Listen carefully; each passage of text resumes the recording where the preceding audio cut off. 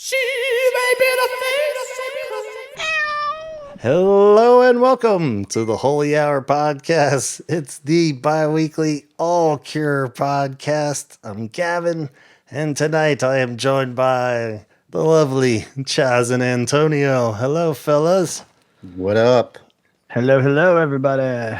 Welcome. We got a weird one for you guys tonight, so buckle up. This is what you call when your ideas get rambling and not too much big cure news going on. So we're gonna do what we've been talking about. The idea came up on the cure wheel a couple weeks back, and it's something that's been tossed around forever. It's almost as old as the "how would you fix wild mood swings" idea. This is Kiss Me too long? Let's try to make it a single album instead of a double album. So why not? Let's do it as a little experiment tonight. But before we dive into that and all the rules and stuff that we set for ourselves, you guys doing okay? Hanging in there? Yeah, think so. Listen to lots of Cure lately, or Doing better than you two fuckers. Yeah. We'll spare everybody the health report, but I'm currently laying here on the floor, so that tells you something. Yeah. Woo-hoo. So, Yeah, believe it or not, I think it was the day before you had texted about doing this episode. I was cooking dinner and I was listening to Kiss Me. And Melissa was like, "Oh, you guys gonna cover it on the podcast?" I'm like, "No, it's just been a while since I played it all the way through." And then, literally the next day, you texted us, and I was like, "Wow!" I literally was just listening to premonition. I was like, "What?" Yeah, it's weird. I had actually been listening to it a bit myself too, so I think it was just kind of. It's funny how it comes in waves on the show here of stuff that we just kind of naturally talk about a lot or whatever. And I feel like we hadn't really talked about Kiss Me in a while, So it's a whole, all the focus on Head on the Door this year. So that's been on my mind, and Disintegration always comes up. And then and the new album we had last Yeah, year. so It has. It's been. it's been a while since It we needed showed a little the love. It needed a little smooch. The best way to show it love is to say how we would fix it. There you go. Right. But like I said, before we get into that, we did have a little Cure news that popped up just in an email the other day, and it is along the lines of the remix album that's coming out. So still a couple weeks before we get that streaming and on our turntables. But this email pertains to, it says, audio fragments from mixes of A Lost World have been pressed to vinyl acetate. So first off, audio fragments of mixes? So that means I don't even know what that means. You shattered it with a hammer? Yeah. It's like just snippets of the songs, maybe? Maybe it's not even the whole... but whatever, even if it is the whole album pressed to one of these acetate things... and a number of independent record stores worldwide that were nominated by the remix artists have received a copy, just one. And there's one copy per nominated shop for visiting and listening in the store. The acetates will decay more and more with each play. And there are a small number of extra acetates. So go to Instagram, blah, blah, blah, to nominate a record store so they could get a few. So there's a few more up in the air still. Thanks to all the independent record shops everywhere and always. So first off, they're making one of these things. They're sending them out nowhere near me. I think there's a list of the different cities somewhere, but I'm not going to read them all off. But so what do? You go to your record shop if you're... if they're on the list, are they selling it or they're just listening to it? I think they just have the ability to play it for whoever wants to come in and listen, or they could have like a listening party, I guess.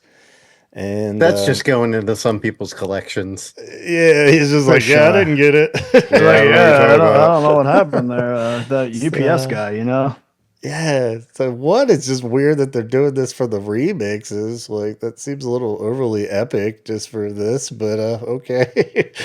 And yeah, too, just how many do you know, like how many listens the Decaying record would get, you think? I mean, are we talking I don't know. That's a good question. I don't know. 10? Or are we talking they have to like play it 300 times for people? Or really Yeah, I mean, weird. it says one. There's one store in New York, but like, where do I find out which damn store that is? So yeah, it doesn't say, does it? It was just No, like you New have to go to York like a web somewhere. to. Somewhere in New York City, that narrows it down, right? There's a Yeah, there's only like one record shop in all of New York City.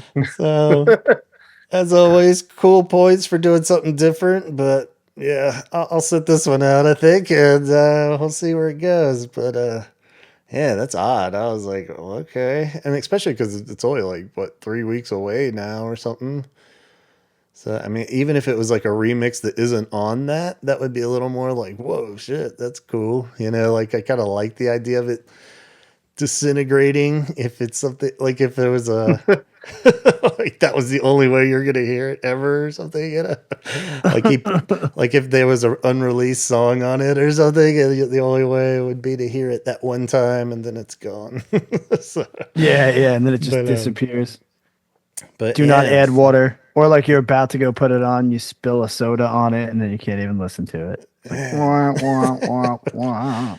And that's gonna suck for the when it finally reaches the decay stage of somebody's traveled the whole way there to hear it.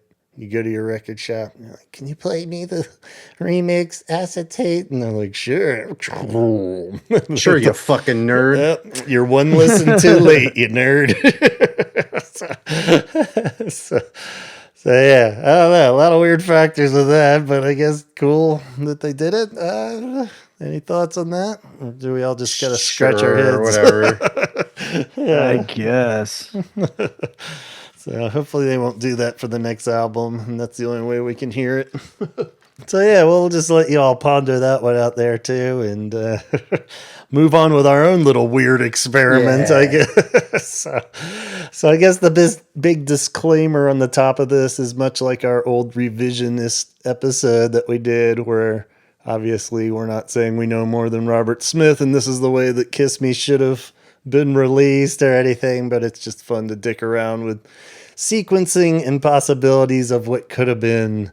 And like we said, Kiss Me is often the one at the front and center when they say, did it really need to be a double album? Which is a No. pretty common. Chaz has already got his verdict. But it's just funny because that's, something that comes up a lot. And it's funny is I don't know if you guys were the same way as like growing up, I've was always just kind of used to the idea of occasionally there's a double album and it's no big deal. I've always been kind of the more the merrier kind of dude anyway, even if it isn't necessary. So I'm like, yeah, cool, bring it on. But it is funny as you read more music criticism books or bios or anything, or just get older and wiser, you do kind of start to realize that bands and double albums are like a weird, is it ever necessary? How do you, like it's just a general blanket question. When you start to think about all your favorite bands and like all the double albums, it was never really, even looking at Kiss Me, it's like, yeah, it probably wasn't necessary having all these, but it kind of is what it is because it's that double album, and Yeah. I don't know. Do you guys have any general ideas? Are you pro double album or very anti or just kind of indifferent? I'm pretty anti it. Just I don't know. You don't really need to put out that much music Yeah. unless you've got like Pink Floyd The Wall, like you got something going on that you're trying to, Yeah, usually like it a is rock opera. some kind of like a huge concept album or something where it all kind of flows and has to really build on itself. And and looking at it, like some of the list, I listed out a few of like what people consider. I think this was mainly a Rolling Stone list of like the greatest ones ever, and most of them are kind of concept albums. I guess concept albums always slightly debatable anyway. Like the artist sometimes just makes it a concept album, I think. Yeah. Even like even like Kiss Me could kind of be a concept in the sense that it was all like very recorded in France, and it has that Mm-hmm. vibe, but it's not really like every song is connected in some storyline or anything. So if they're all written by the artist at a certain time, they're going to be kind of connected anyway, just whatever they were going through. And this was their kind of big, all right, let's take our big stab at mainstream and have it, have big pop songs and, some of the old sad stuff. But yeah, just Yeah, if you're going through a breakup, like every song's going to be about a breakup. And it just right. kind of works out that way. So Yeah, exactly. Yeah. So yeah, I like jotted down like Quadrophenia, the Who and the Wall, like you said. The White Album is when people always list as like the Yeah. greatest double Yeah. album, and Yeah, the Dylan Blonde on Blonde for sure. Yeah. yeah. London Calling, but that almost seemed like it barely fit as a just 'cause yeah, it's- Yeah, I was that like- one's a little too long too. yeah. Yeah. It's funny though, but I still don't feel that one never struck me as a double album. I never would have really Yeah. said that. Like, I guess because they're punkier and shorter songs, because it is still pretty short when you look at the running times, and we'll get into a lot of Right, nerdy yeah. running times and stuff. That one's still just like 65 minutes, which is a good, like over 10 minutes shorter than Kiss Me even, so it's not a very long double album. They vary, like all kinds of Yeah. weird shit with double albums with that too. Like some of them just kind of barely fit. And then the weirdest factor is when you start looking at vinyl double album versus a CD double album, and the ones that came out, a lot of them were strictly vinyl, and that makes more sense to me because you can't really fit shit on a vinyl, Yeah. like it's not much, Yeah. so it doesn't really No, take yeah, much. it's about to be, 44 minutes on it is what you get on a 12-inch for the most part. yeah. Like- So even if you had like just a couple extra songs, you could almost be like, oh fuck it, let's make it a double, and but then like a truly utilized double CD album is ridiculous. So like how much you like on could this fit list too. on- Like I remember getting the Smashing Pumpkins Melancholy and Infinite Sadness, Mhm. and I think at that time it was probably like, I think it. Yeah, I mean that was the one that really stood out to me as being a double album that Yeah, worked. It's 28 tracks, 122 minutes. So it's like fucking long. But at the same time, if you're gonna do it, I mean that's Yeah, a yeah, if double you're album. gonna do it. Yeah. And that And one's then pretty also- concept-y album too, with the Yeah, it instrumentals, they And then 9-Inch Nails to The Fragile. yeah. That's one that I like and I wouldn't probably change. I mean, to be honest, Smashing Pumpkins, the older I got, the less I liked them. Yeah. Like now I kind of like don't listen to them at all. Right. Yeah. But even the Husker Du album, I didn't even think of that as a double album, so it's Mhm. interesting. But That's a long album yeah. for like a punk band. yeah. Or But I whatever you guess wanna because call the them. songs are short, again, you don't Mhm. you don't feel it as much, Mhm. maybe. Yeah, and it's weird, and just depending on the band and the type of songs, like Quadrophenia and Sign of the Times had like 16 and 17 tracks, which isn't really that many. Yeah. But they're like 80 minutes and 82 minutes long. Yeah, but when you have 8-minute songs. Yeah, exactly. So a yeah. lot of factors, So. But there is a pretty solid common thread that I think when you look at even the great ones, even the White Album, I know you guys aren't that big on the Beatles anyway, but like even a diehard Beatles fan would be like, there's definitely some that you could have left off.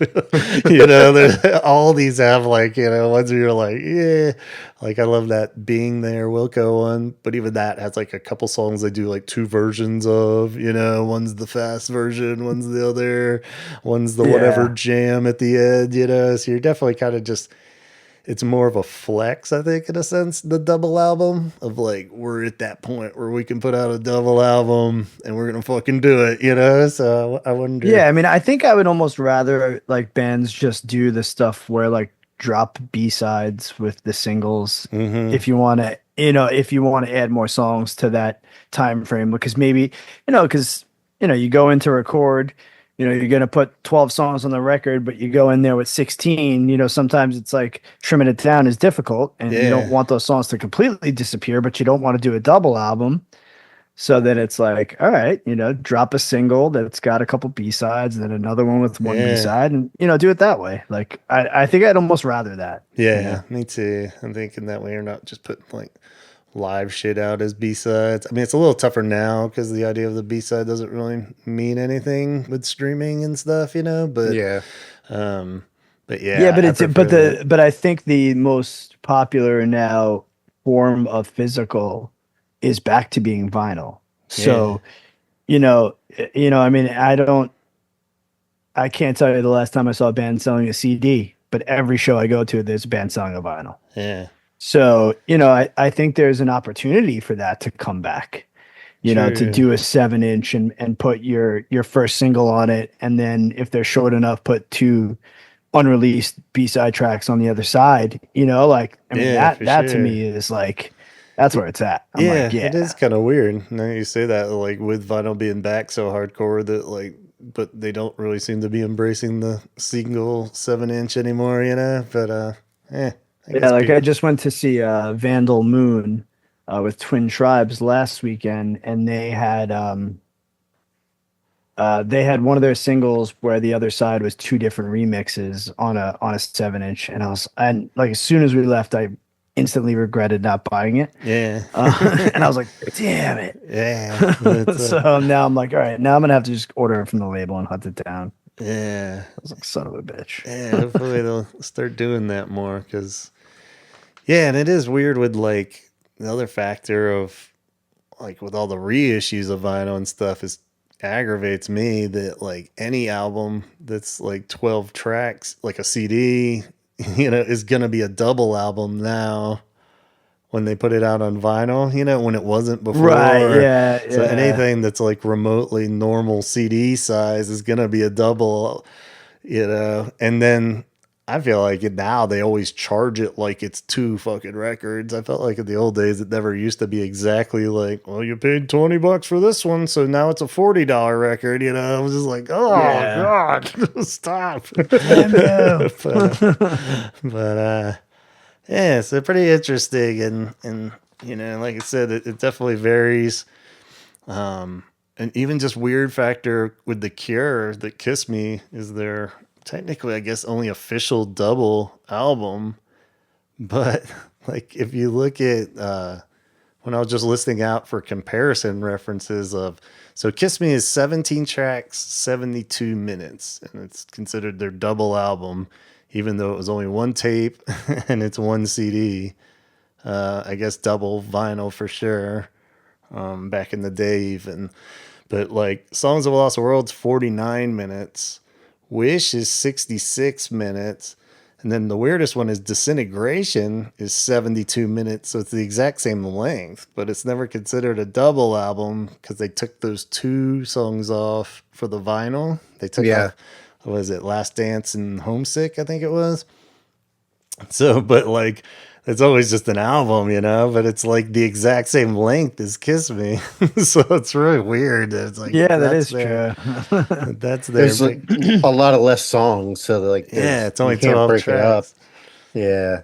Yeah, Still a weird. little weird. Yeah. But I think it was just because it was 89 by that point, and it was just full on CD was clearly taken over at that point, and they were just like, Also couldn't do back to back double albums. yeah, exactly. That'd be really fucking like, who are these guys? Yeah, Really fool themselves. Yeah, it is. But these cheeky monkeys. so all right, I guess that just kind of paints the scenery there. But so Kiss Me, Kiss Me, Kiss Me is their big breakthrough chance to do this double album. And like I guess another weird factor for Kiss Me is like you were saying, usually if you do have your double album, you don't have this lovely handful of B-sides too. So it's kind of the best of both worlds, like you were saying, Antonio, where it's like they could stack these singles with like 3 extra songs or 2 extra songs and it's still a double album. So I mean there was so many fucking songs from this session that were Yeah, completed, I feel like all the Cure ones from like this era through Wish, but they never really like made it, like a lot of them probably just stayed as like the demos we get on the deluxe editions and stuff. But like yeah, yeah. seems like they like finished all these, and which kind of makes this experiment more fun too, because I like to think that they had this much trouble trying to do a single album at least at one point. They were probably like, how the fuck are we gonna fit all these on one? And then like picking which ones, they're so diverse, all these songs, but they still kind of paint the picture. So you might have a better song, but it just doesn't really like flow in the flow of the album as well, So it is pretty damn tricky. Yeah. And I also found it interesting too that like just like Heaven was like the third single released. Yeah. Off this record. And I'm like, wow, who at the label was like, yeah, that's weird. Well, even like it coming out as a single after Catch, like, yeah, it's such a weird tease. Yeah, I was like, why would you like? And Hot, Hot, Hot, like, also could have been like a single before that. Like, I get Why Can't I Be You? Yeah, like Blaze. And a lot of times, bands will do. Where they put out like the get your mouth watering kind of first single, even when they know they have the ultimate fucking best song they've ever written. But it's usually like the second one, at least. The fact that it was like third was really weird. Yeah, and you're also talking that Why Can't I Be You? The first one came out April 6th, and then Just Like Heaven wasn't released till October 5th. Wow, yeah. Like that's kind of crazy, like to think about. Like, I'm like, shit. It's like we're just sitting on our best song we've ever written, possibly the greatest pop song ever written. But we're gonna make them all wait. Yeah, it's very strange, but again, a cool kind of flex, really. They're like, we'll take our time.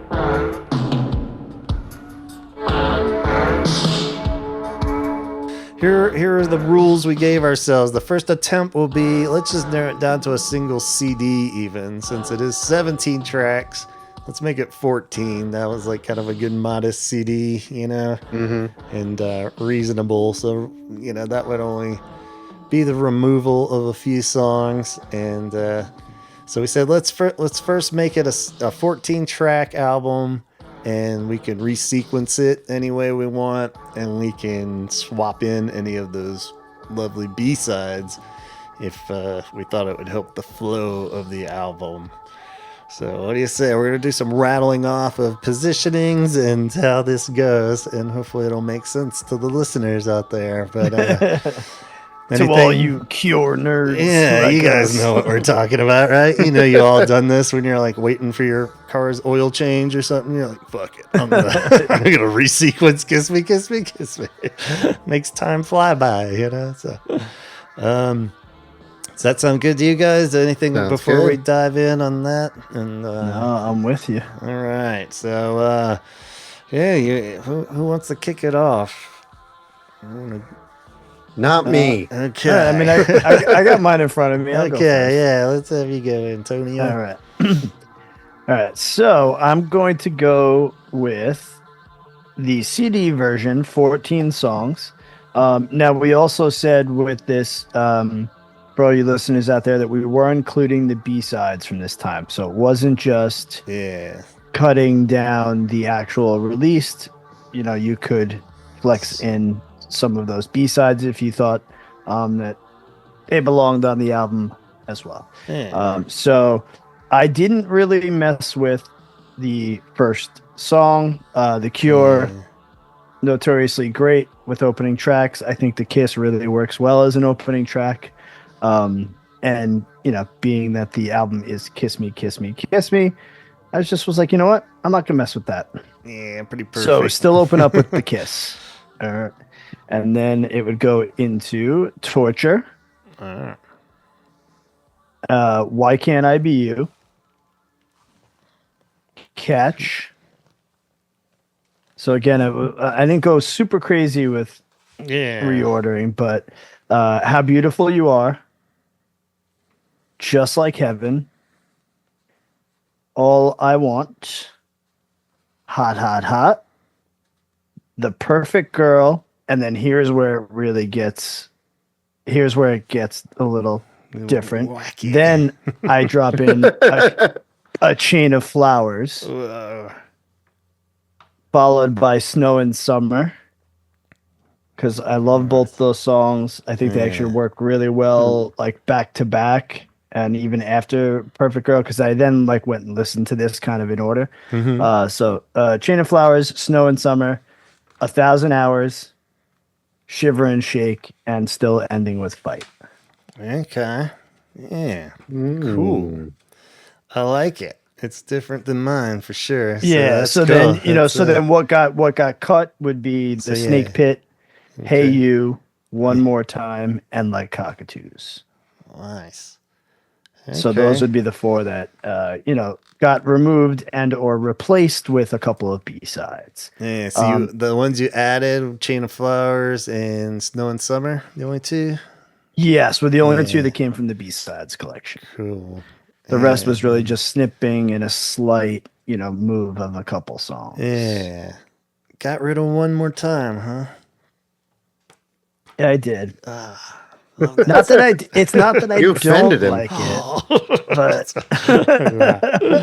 There's no, and it is weird when you kind of get into the sequencing of like even ones that you like, like I was like, oh, I can't like just put like that and 1,000 Hours back to back, it's just like, right, you still have to go by the mixtape rules of it has to flow, and you can't just have all the wacky songs, and it's like shit. Yeah, So exactly. it does get tricky that way, but And then, do you want to know the other two that I would cut for it to fit on vinyl, or are we going to go back around for that? yeah, I guess we'll do that at the same time then too for the listeners following along. We're also gonna let's make it even harder and narrow it down to 10 to 12 songs. We said we wouldn't get super nerdy with the 40 minutes of vinyl, where all the times have to add up, but I think somewhere in between 10 and 12 tracks. So you'd still have to cut like what, two or so? Two yeah, or three. so for me, I would snip out 1,000 Hours and Snow and Summer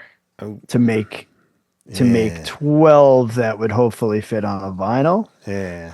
Okay. So that, because we're not going by time, I just kind of cut it to cut those two. Makes sense. Those would be like the Last Dance and Homesick for the vinyl. You only get right. these. Yeah, exactly. And again, like none of these songs are bad. It's just getting it to because the flow. ones that we cut would have just ended up on Join the Dots, so you'd still own them. Still so you're not. them. So it's not like they're disappearing out of your catalog. They're just when you're busting out your Kiss Me, Kiss Me, Kiss Me. It's just listening a little. Or your 7 inches, you're getting different B-sides. You're getting like fucking Snake Pit and stuff. I mean, quite honestly, if you're listening to Songs of a Lost World, you could listen to how many different mixes, or masters and types of vinyl. So. Totally. Well, that sounds pretty solid to me. I don't have any major complaints other than acting those sad ones, but but I think you're pretty similar too. Some shufflings. Just because of the feel that the record has, like it does have some down moments, but I felt like the more down ones from A Chain of Flowers and Snow and Summer, like just kind of, I don't know, are a little more either like musical or they have a little pop sensibility to even like the guitar licks in those songs where even though they're slower, there's like somewhat of a little, flair of pop in there that really works with the pop record that Kiss Me, Kiss Me, Kiss Me is. Yeah. And even as much as I love the sad, slower ones, you can't overload them with stuff like Why Can't I Be You? And it just wouldn't flow right, So and it's definitely one of those albums too where if you listened to it just like if you went and put shuffle on, it would be strange. Yeah. We've said a bunch of times, I mean, even just as it is, like actual Kiss Me, it's amazing that it flows the way it does, like some songs or hate them, it does. I always credit Dave Allen for that, because somehow even I was just going to say, I think that's a big Dave Allen piece of things to it. Yeah, because I mean that's the only thing that would make it sound weird, obviously, because the other two tracks from the B-sides don't have the same perfection in the mastering and Yeah. the mix, but they're not terrible either. They don't sound like some Right. of the other demos we've heard that really sound very lo-fi and very Right. You could tell they were probably contenders till the last minute. Yeah. They were still. yeah, they're tweaking it down to the last second for sure. Right on. Cool, man. What do you say, Chaz? You ready to dive in? Yeah, Or you want me to go? let's do it. No, I can Alright. do it. We'll do it. So this is the CD version. Yeah. So roughly the first, well, no, this would be all together would be about 56 minutes. I think I have. Okay. Cool. Maybe 56, 58 minutes, somewhere around there. But I start off with All I Want. Oh. Oh, okay. Get the kiss out of here. What? Yep. Get the fuck out of here. Then we go into Hot, Hot, Hot. Wow. And then the third you're coming song, out hot. Yeah, the third song is going to be the kiss. Okay. Oh, Little and then bit we of a go, build-up. then we go into The Perfect Girl and Catch and Snow and Summer. And then one more time. And then we go into Just Like Heaven, and then followed up with Chain of Flowers, and then 1,000 Hours. I think I have Breathe here, Sugar Girl, Why Can't I Be You, and then finish off with Torture. Nice.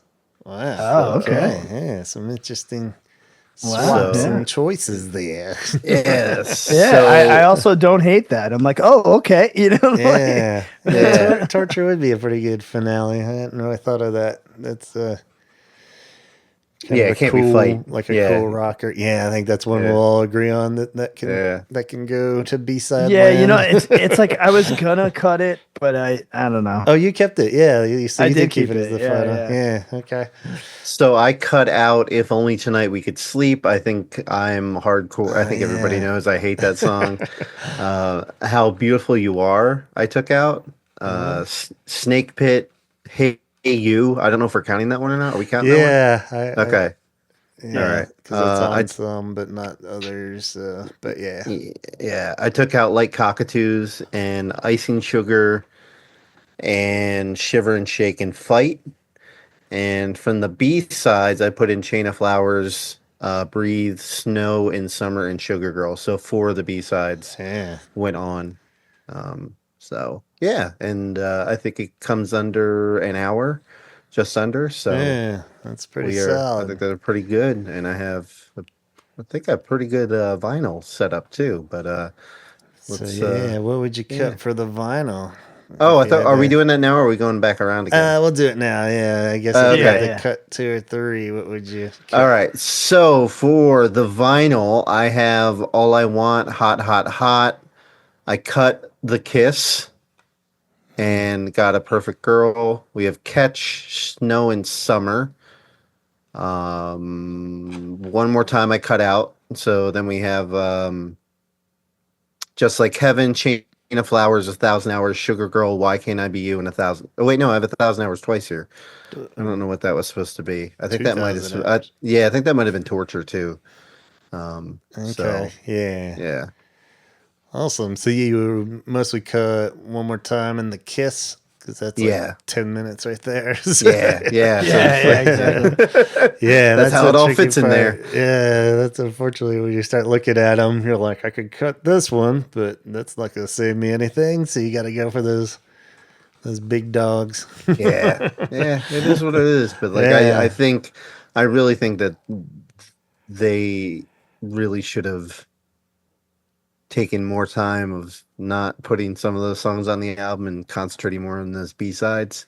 At least 3 or 4 of them. Yeah, it is. I mean, Breathe isn't really one of my favorites. Like out of all those, it's probably like my 4th yeah, on that list. So, but I think Sugar Girl, Snow and Summer, and Chain of Flowers all should have gone on that album. yeah. Fucking fantastic. And even, Japanese Dream, we haven't brought up yet, but that's technically cool song. Yeah, Still better than some of than Fight. Yeah, exactly. I think it's a weird one where you couldn't really just swap out something for the sake of the flow. Yeah, I was gonna say I album, wanted to put that one in there, but I felt like it didn't fit around the other songs. But I still do like it more than some of the other songs. It doesn't fit at all, but it's a better song. Like Fight doesn't fit at all either. No, but and Shiver and Shake I don't think fits.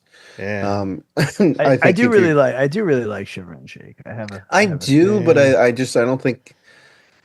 Like we've talked about it before of like how this is like half a rock album and half like what like whimsical rock stuff that they do, and the hard rock stuff really doesn't really work all that often for The Cure, and they really dropped like their really good stuff was on those B-sides. But we can't say that for about Wish though, because it's like I think there's one bad song on Wish and that's Wendy Time. But all the rest of the B-sides could be on an album where it was just an embarrassment of riches, where this one is just like, man, you guys really picked wrong. Yeah, totally.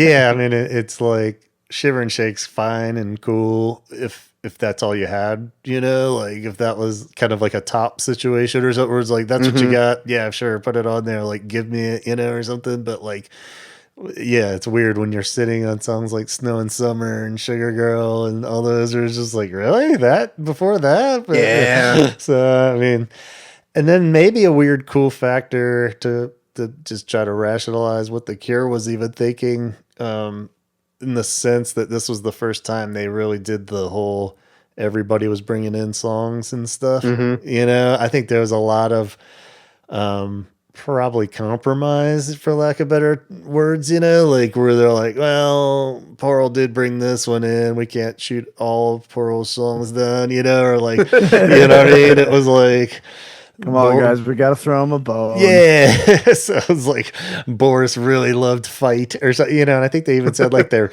girlfriends or spouses were voting on them too at one point. I don't know how far, if it was the final track listing or just in which ones they liked initially or whatever, but like, so who knows, how that thing goes with bands, everybody just gets excited about one song for like a couple months and like probably a year later they're all like, yeah, we probably should have swapped that one out, like none of them are embarrassingly bad or anything, so it's kind of like a tougher argument, but I do wonder how much of that was compromising and being happy that everybody was contributing stuff and making it this cool hodgepodge kind of album. So who knows, but too much wine. Yeah, they're all fucking drunk as shit. Yeah, that was part of the issue. Totally. And and a lot of those kind of songs too, I think they're pretty notorious for some of them were just fun to play, probably. So they kind of mix that in with like, a song like Shiver and Shake's funner to play than to listen to, probably, because it's like a cool rock song, or or Heath just might think Snake Pit is like groovy and cool kind of vibe, but you're like, I don't know, man. Snow and Summer's pretty damn catchy, but you can see how he would be like, it's just a throwaway pop song. I don't want to put that on there, It's not. It's not, man. It's not. It's really not. No, yeah, it's epic. That's a great like I was listening to it today at work. Yeah. And I was like, this is a great fucking song. I would love to see this live. Yeah. Yeah, it's weird. No. It just never gets a mention or anything. So but no, we'll play Never Enough again. Yeah. Like, get the fuck out of here. Get out of here. All right. So I guess my turn then? Yeah, I guess. Yeah. Okay. All right. It's your show. Here we go. Always have to hear Gavin's opinion. We'll just skip me, I guess. Captain Opinion again. Well, I actually kept it fairly close sequencing wise because I thought, I like this album a lot. I shouldn't fuck with it too much. So I kick it off with The Kiss because I do think that's a cool opener. And I like that. I one thing, I don't know why I don't like that song. And like you guys like it. Yeah, and want to put it as the opener. It's such a weird. I like the long build-up Cure style. Yeah, I was just gonna say the vibe fits an opening track. Okay. You know what I mean? Like I think it's more It's more about that. Because, I mean, I almost got really fucking crazy and was like, like, would it be insane to open this record with Just Like Heaven and just punch people in the Sure. face? I Thought mean, about it, that too, and I'm like, yeah, that's you're putting the best song, eh. like, Yeah, you're just shooting your load way too early. yeah, yeah. But in a sense, if you really stripped it down even further, that's what Head on the Door kind of did, and In Between Days being the opener. Yeah, but they had You they had songs that were on the same level as that though. that's what I mean. So I mean, you Even probably even could have opening gotten up with away Hot with Hot Hot, another. like you Yeah, true. That's a Yeah, yeah, that's kind of teasing your fans though of like, yeah, the album's gonna be like this. And it's like, no, yeah, no. yeah. so yeah, it's a lot of different avenues for sure, and especially as the Cure kind of has these things that we've come to expect. I think that's why Kiss kind of works because it works like Want and like Open in my Yeah. mind. Where it's Well, this. not only that, but if you really think about it, most people that were buying it when it came out were getting it on cassette.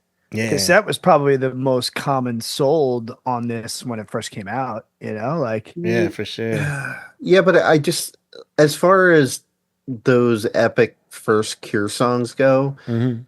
that would be at the bottom of the list almost for Yeah, me. Like it that's one of the worst to me. Of it's like I'm just like, but like you can't do Just Like Heaven to start off with. nah. yeah. But Yeah, that's kind of why I did what did I put up there, the first song? all I want.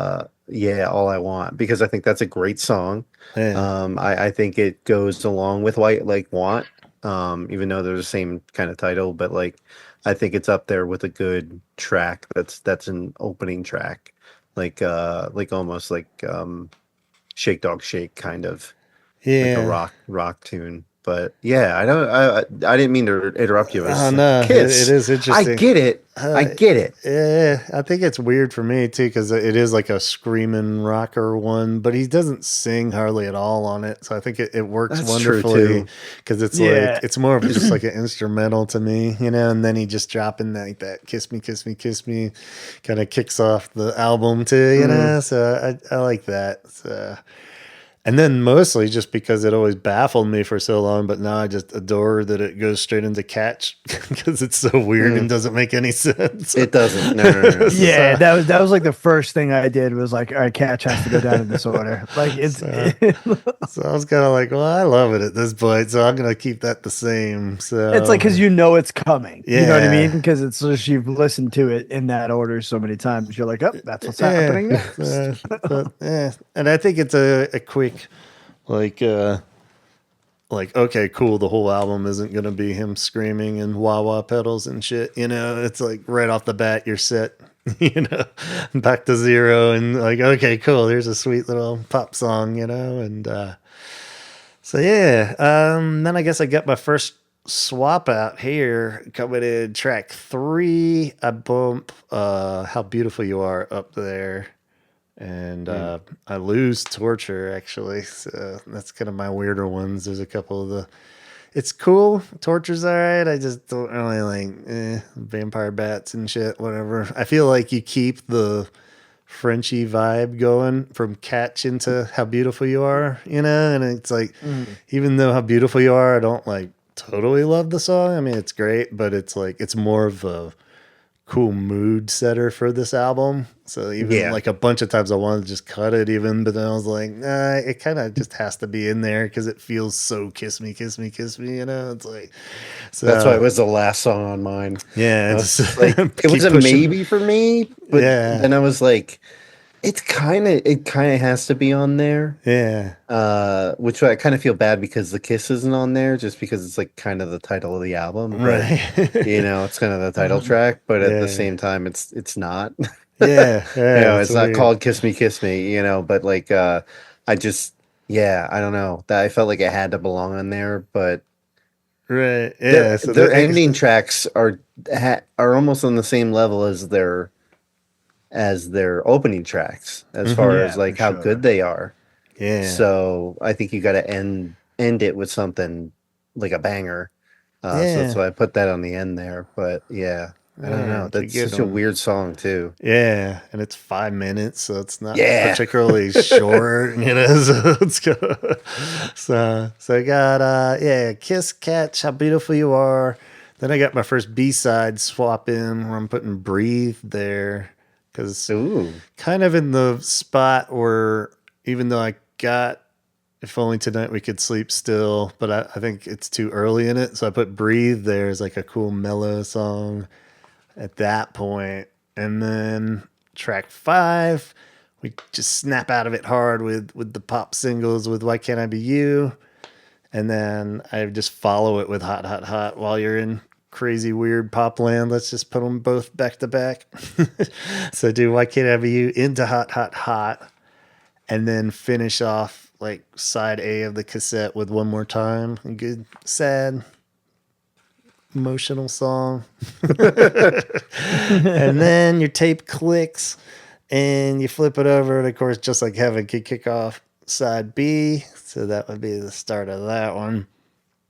Which, was it on the real album? Yeah, that's pretty much where it is too. Isn't like Hey You in there on the tape or something? Yeah, I think it's like it's somewhere really dumb. Is it the last track on or the first track? Yeah, I don't know. I don't remember. Can't Yeah, I reach the ended tape. my if we were doing it on tapes, I ended my first half on with One More Time and started with Just Like Heaven. Yeah, So that's a nice combo there. Because it was Snake Pit originally. ugh. So Snake Pit. And I figured that following up Just Like Heaven with Snow and Summer would be cool. Like a good 1-2 punch of like epic dreamy pop. And then I'd take it back down with If Only Tonight We Could Sleep, because I like it more than Chaz likes it. But again, I don't think it's like that great of a song, but it's very Kiss Me, and I feel like it just is the mood kind of It belongs on the top. Yeah, maybe. It belongs on the top. It belongs on the top. And then snap out of If Only Tonight We Could Sleep with a pop song of Perfect Girl. And then take it down again with 1,000 Hours.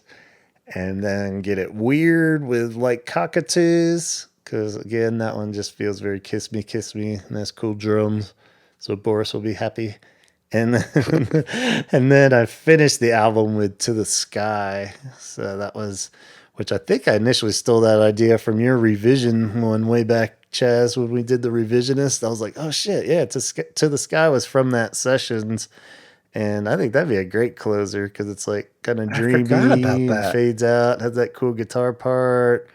Oh, yeah. The way it is, it feels a little unfinished lyrically. Like he could have probably gone with another round of tweaking if they had time or something, but I still love it. I think it's a great song and has a cool guitar part. So definitely feel like that would be better than like Fight. I just feel like it shouldn't end on this big rowdy rebellion song or something. I was just like, what? The whole part that I love of this album is the weird, dreamy, romantic side of the Carrion. So I'm like, To the Sky feels like that one.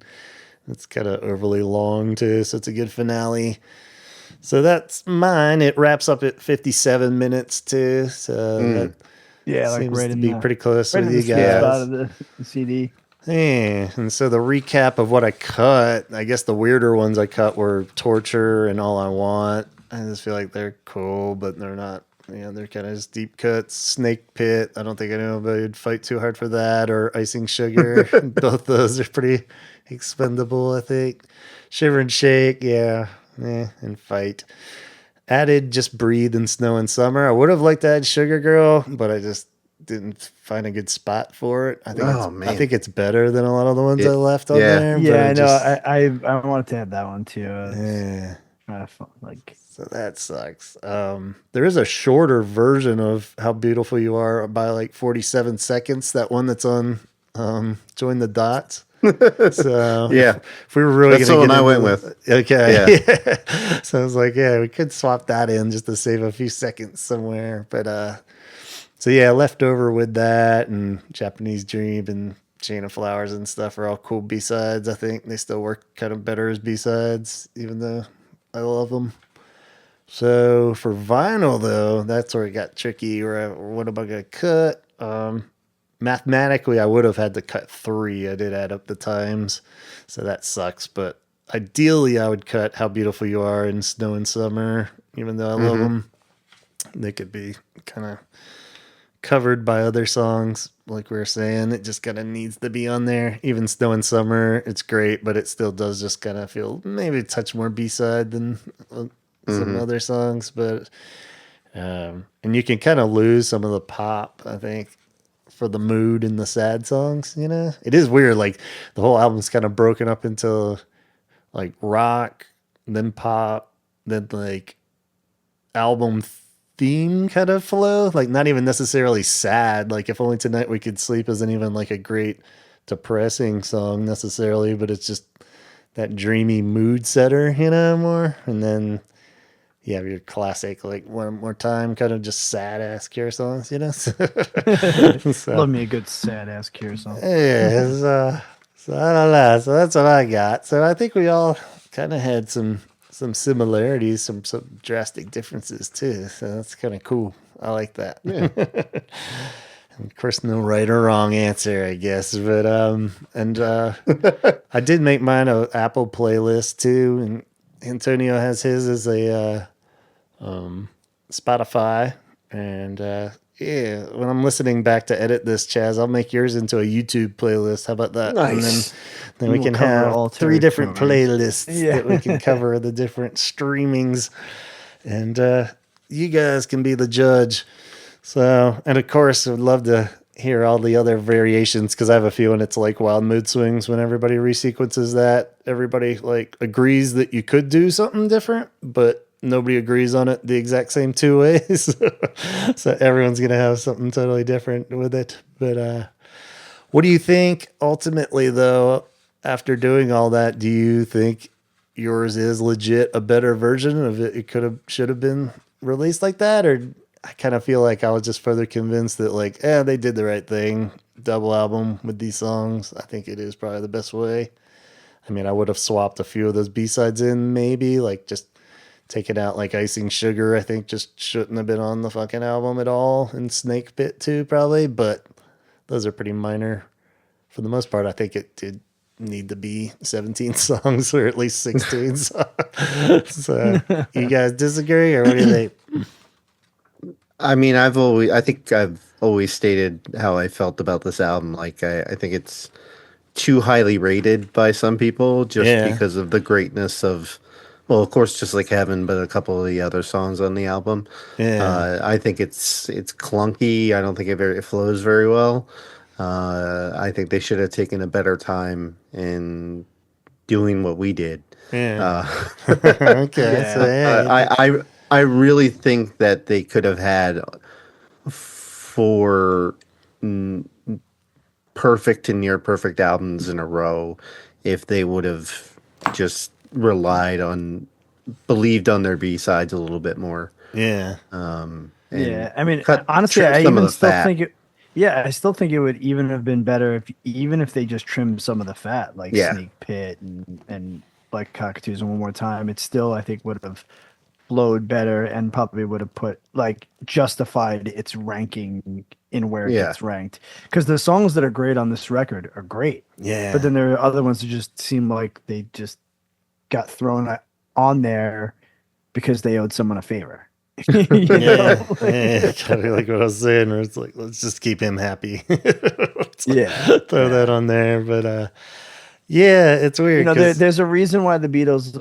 Well, I mean, I think it was ridiculous, but there's a reason why the Beatles only gave George Harrison like 1 song per record to write, because I think their justification in it was like it'll break up what formula we've had and the success that we've had if it's too much of like 3 of your songs, 3 of Paul's, 3 of, you know what I mean? Yeah, you can't. So I think that was to keep the cohesiveness of like how their albums sound, because in all reality, a lot of people are like, oh, well, it's jealousy, which I can understand, because for me personally, I think George is my favorite and is my favorite solo career of the Beatles. But I also think like it would have changed the dynamic of how those records sounded. So maybe the downside in this was too many cooks in the kitchen. Yeah. And then it became a double album, and then it had songs that didn't quite hit the way that they should. But then those other tracks Robert didn't want to like get rid of completely, so they became those B-sides. Yeah. So, Yeah. At the end of the day, I guess it's better that we have more than less, Yeah. like, but I think that the too many people throwing songs in might have to do with how some of these just don't seem like they belong there. Yeah. Yeah, I think that's pretty fair to say, and because if you look at the ones Head on the Door and even Songs of the Lost World, where it was like, where Robert wrote everything, they're super concise, which is actually kind of funny when you think of like how those albums are like super trimmed down, and it's always the like Wish and this and just Disintegration even, where it's like, all right, well, we'll bring yours in, and I don't think it's like the solely just to make them happy or anything, but I think it was just more of the team aspect, and let's keep that in there too, as opposed to if he knew he was in charge of it or whatever, it's easier for to cut your own song than somebody else's maybe or something. Yeah. Yeah, I don't know. I think I like my vinyl playlist more than the CD one, and I think that would be like my perfect version of Kiss Me, Kiss Me, Kiss Me. Yeah. Where it's a lot more whimsical, a lot more like what I thought that you would think they would go for, with the title like that and the album art, and you wouldn't really expect like Snake Pit. Right. Yeah. Or even Torture, and I think that I think collectively all their stuff is really good. Mm-hmm. It's not great compared to the album before it and the one coming up after it. I don't know what it was. Maybe it was going to France. Yeah. I don't know. But like they had it. That's what's frustrating, I think, about this album to me, is that they had everything in their pockets to be able to make a perfect album, and for some reason they didn't even get, in my opinion. I know a lot of people are going to disagree with me, but like that's the reason I think that it's well, what about bothers me so much is because it's like they had it. You got it. Yeah, the formula's Put there. it together. The formula's there. The people, the producer. I mean, listen, the songs that hit hard. So it's like you have something really. What about you have the basis of something really fantastic. What about the idea of it not being perfectly concise album, but the perfect move for The Cure at that perfect time, in the sense it is, and you know what I mean? Like, where Head on the Door got everybody's attention, then they put out the collection of singles, so everybody got caught up. So it was like the perfect album in a sense that it jumped at the right moment, and even when you talk to Cure fans, like we're saying, everybody got hooked in a different way by this album. Everybody loves Just Like Heaven, but then a lot of people totally fell in love with Why Can't I Be You or Hot, Hot, Hot because they were the single or whatever. Yeah. But then there's certain people that are like, oh, God, like even to me, it was like, it's tough to do that because those two are kind of my least favorite on the album, but you can't really take them off because they're big, fun singles, but at the same time, my ideal version, stepping even further into what we did, it was like, I probably would have just taken those fucking two off altogether because they're just not consistently, like like I've said a billion times, it's just Why Can't I Be You hits you on the wrong day, you're just like, oh, shut up. But it's like, that's a lot of people's super favorite song that would defend it to the grave, so it's weird. So I think it was perfect for The Cure in the sense that they dropped this huge mega album breakthrough pop, even though there wasn't any huge hits on it, it still like broke them through, to the mainstream and got them played on the college radio for sure, and even made Disintegration, possible. Like, I don't think Love Song would have been a big hit like commercial radio the way it was without just like Heaven and Why Can't I Be Yeah. You? You know what I mean? It's just that further Yeah. paving the road. So it's weird in context. You know, that a shorter, concise album might not have done that. You know, it might not have like broke them through what they needed it to the disintegration level. So it's that Yeah. weird. I just feel like outside of the singles of Catch, Why Can't I Be You, Just Like Heaven, and Hot Hot Hot, there's those are great songs, and like yeah, they hit you on the wrong day. I think the Why Can't I Be You and Hot Hot Hot, like I don't really like those songs, but when they play them live, it's like a fucking party. Yeah. Yeah, So it does. It that creates a vibe. Yeah. that just adds on to those songs, just because I just think about like just like dancing, Yeah. at True. those concerts, which is like after you've listened to, I don't know what heavy song they would play, Right. but then you go into that and you're like, hell yeah, this just took everything off of me, so now I feel like moving, Yeah. but I can understand taking those off the album if that's what, but I think they work more, to me anyway, Yeah. than stuff like Torture or Hey You or like Right. Cockatoos. Yeah, you can't almost go full bigger pop than anything else. If you really focused on one type of songs on this album, you could probably get away more with it just being all pop. With pop and that whimsical sad shit, that they Yeah. you know. Yeah. So both of those two, and cut the rock out, dude.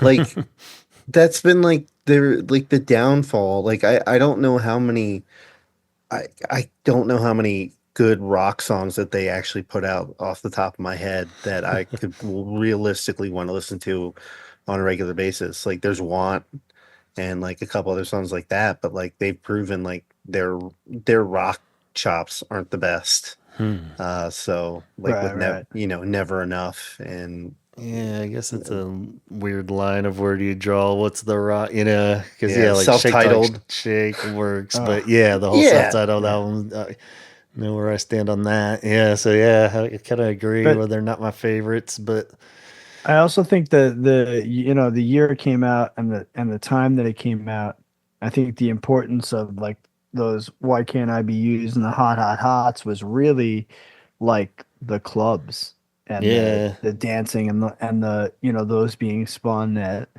you know at all those kind of places because that still really was such a big thing, right, even more so than now. Like, now there's a lot of venues with live music, but I feel like then it was just like every place you went to, it was dancing and DJs and those songs really hit, like, and extended then it makes you remixes. want to then listen to them at home, where Yeah, it's a little bit different where we're consuming it driving or listening at home or just in our headphones, like doing this, that, and the other. But when you're, yeah, like you said, and that's why they hit so much more live, because it creates an atmosphere and everybody's moving to it and everyone's grooving and having a good time. So I think that's where the importance to those songs at this time frame. You're talking like you're getting towards the end of the 80s, like that still really was the thing. yeah, Friday night, Saturday night, like getting out there, boom, like that's how you met people. That's where you and your friends went at that time. If you were 18 to 25, that's what they were doing every single weekend. So it's like it yeah. was perfect for the time, you The know. the discotheque. Yes. Discoteca, very nice. Yeah, yeah, and deepening his love of remixes that era. Yeah. still part of it. Yeah, so yeah, it's a good point. I And mean, it's like, listen, he loves remixes so many times. He did it 3 times on the new one. yeah. so so very cool. Yeah, something just fun to ponder. Who knows if that's a cool thing too with the streaming services and such, is that you can make these little fake or alt versions of these albums and whatever your dream is, make it reality, and it doesn't have to replace the other one or anything, but sometimes it's Yeah, fun. exactly. Like You so, have the and that's power. why it's like I can listen to like Underneath the Stars because it's on like a mix of mine of Cure songs, as Yeah. opposed to me going, oh man, I really want to put on 413 Dream right now while I'm driving. You know? Starts out great. Yeah. Very cool. So yeah, I highly recommend everybody else go and do that experiment, and maybe we'll try this with some other albums later on too. It'd be fun. We thought to tie it sort of in with anniversary of Head on the Door. Maybe it'd be fun to do a Freaky Friday version of making Head on the Door a double album. But then I got a little ahead of myself, and I realized that even if you added all the B sides, because there were only those like quad puss B sides pretty much, if you add all those to Head on the Door, even it still would only be 15 tracks, which isn't quite a double album. And let's see, yeah, it's 10 tracks, 38 minutes as is. Head on the Door is so Man. short. Yeah, 38 minutes.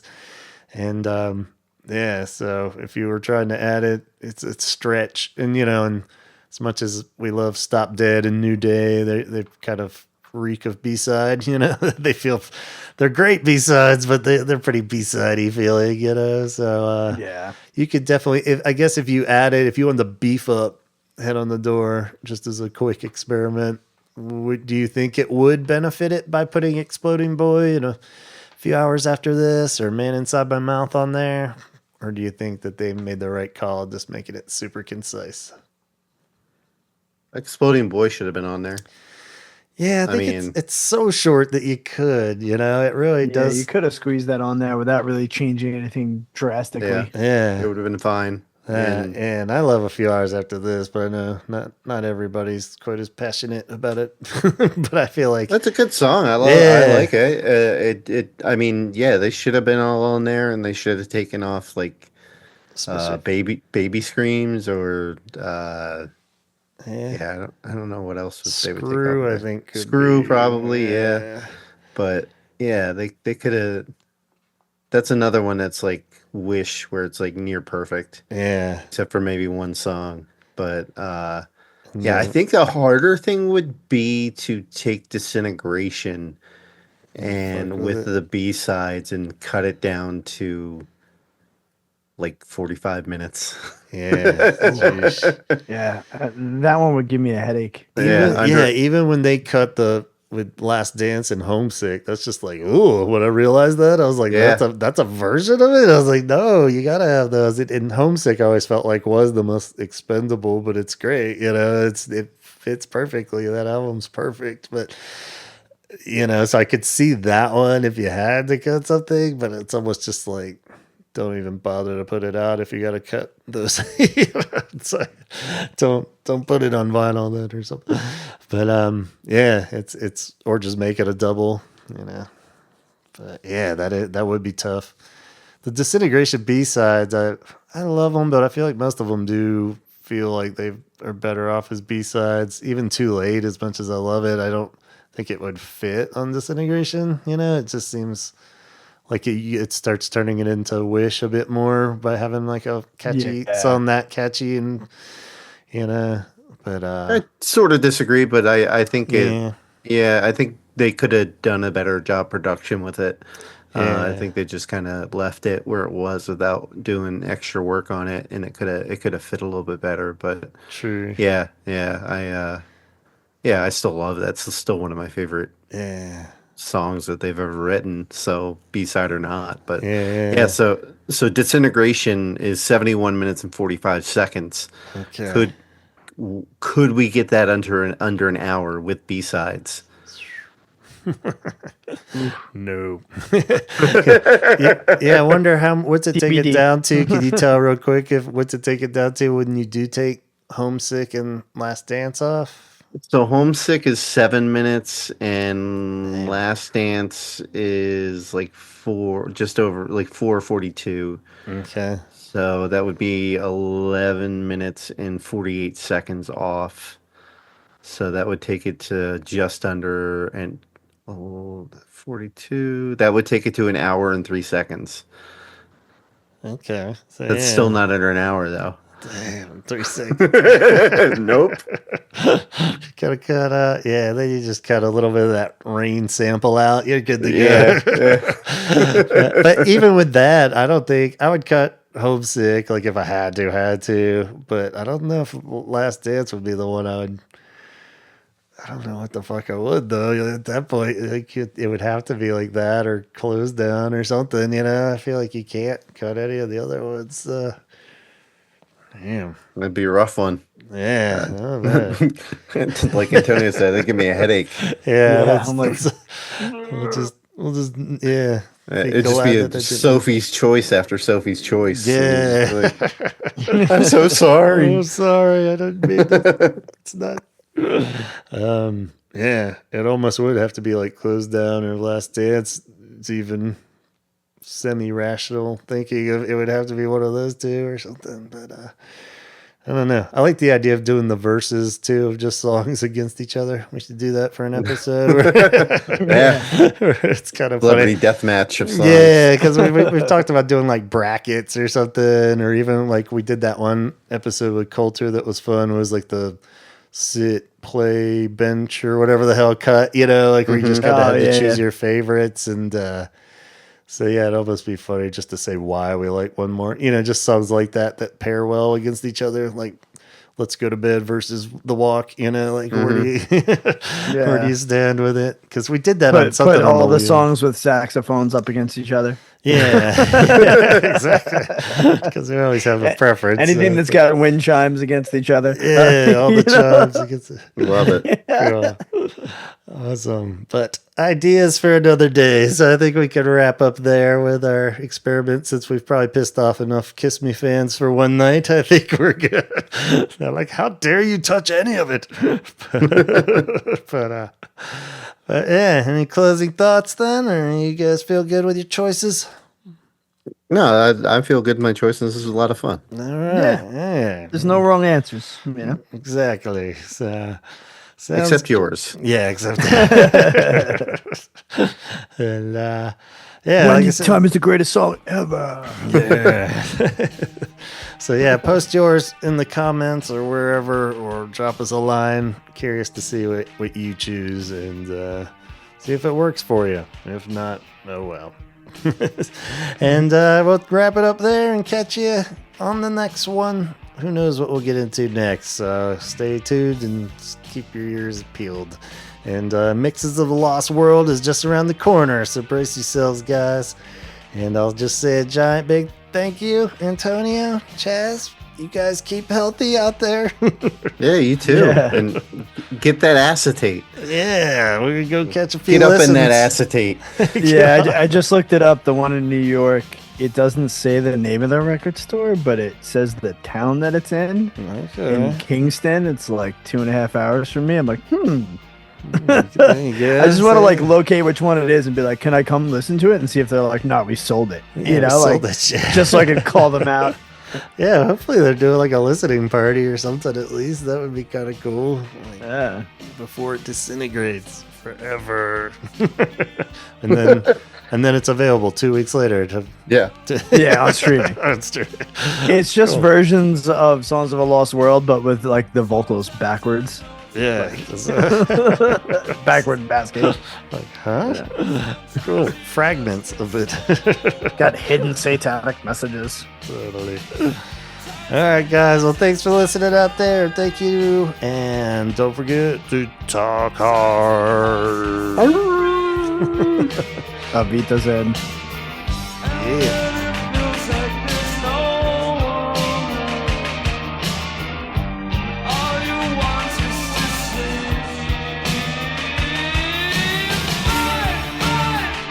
Okay, thanks again for listening to our rambling thoughts.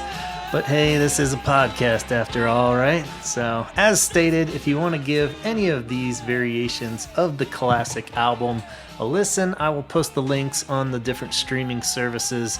Whichever you use, you're stuck with. I'll be on Apple, Antonio will be on Spotify, Chazzer will be on YouTube.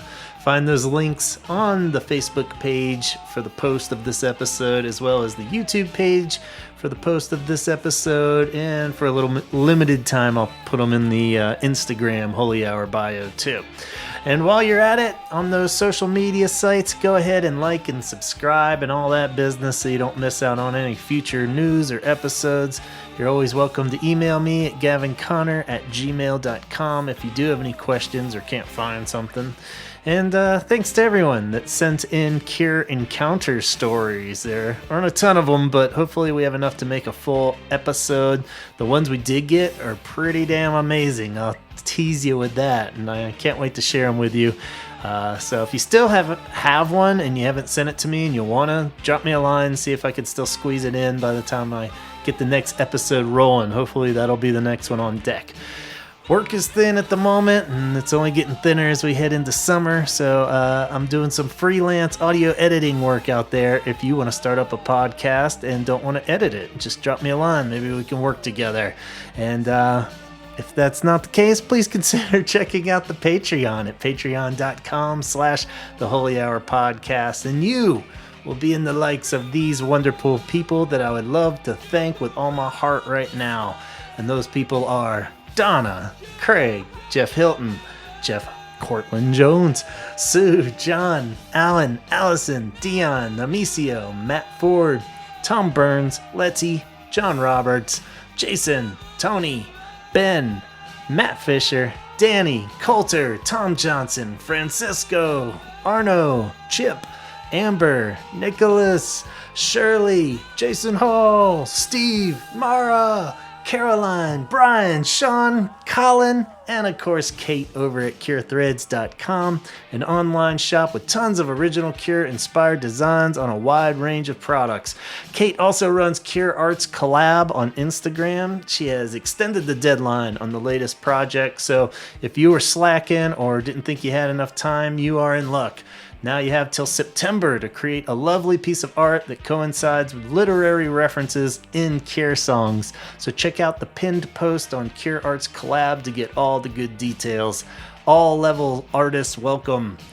Scott Kruger is co-host of the Sarlacc Digest, an all Star Wars podcast that airs every Wednesday evening at 8 p.m. Pacific time on YouTube and Facebook, with replays everywhere that you stream your podcast, so you can join them as they continue to bask in the afterglow of Andor Season 2.